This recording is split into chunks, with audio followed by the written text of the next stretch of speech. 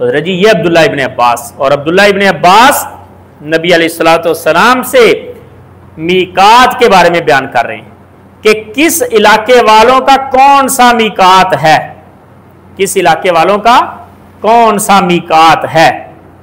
और मीकात आपको पता है उस जगह को कहते हैं जहां से हाजी मुहरिम बंदा एहराम बांधता है, उसको कहते हैं मीकात।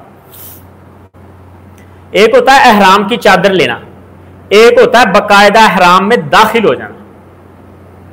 चारों सिमतों के लिए अल्लाह के नबी ने अलग अलग मीकात मुकर्रर किए कि जो बंदा मशरिक से आएगा उसका मीकात क्या होगा, जो बंदा मगरिब से आएगा उसका मीकात क्या होगा, शमाल जनूब वालों का मीकात क्या होगा। अब उससे पीछे जितने भी मुल्क हों आखिर तक उन सब का वही मीकात होगा। और नबी अलैहिस्सलाम ने, अब्दुल्ला इब्ने उमर कहते हैं कि नबी करीम सल्लल्लाहु अलैहि वसल्लम ने फरमाया, बल्कि आपसे पूछा गया, एक बंदा कहने लगा मिन ऐना नुहिल्लु या रसूल अल्लाह, ए अल्लाह के नबी हम तलबिया कहां से पुकारना शुरू करें या हम एहराम कहां से बांधें।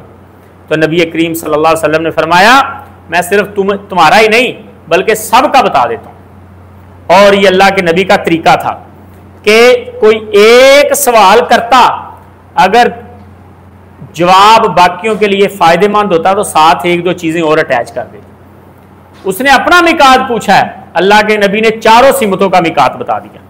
फरमाया युहिल्लु अहलुल मदीनति मिन ज़िल हुलैफा, अहले मदीना ज़ुल हुलैफा से हराम बांधेंगे। व अहलुश शाम मिनल जुहफा, और शाम वाले जुहफा से बांधेंगे। और फरमाया व अहलु नजदिन मिन कर्निन, अहले नजद करने मनाजल से बांधेंगे। और अहले यमन यलमलम से बांधेंगे।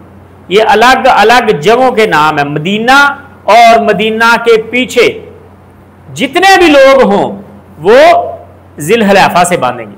शाम और शाम के पीछे इस साइड पे जितने भी ममालिक हों वो सारे जुहफा से बांधेंगे।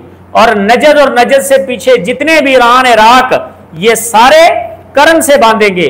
और अहले यमन और अहले यमन के पीछे जितने भी हैं पाकिस्तान और इंडिया बांग्लादेश, ये सारे यलमलम से बांधेंगे। यलमलम वो जगह है जहां से यमन वाले एहराम बांधते हैं।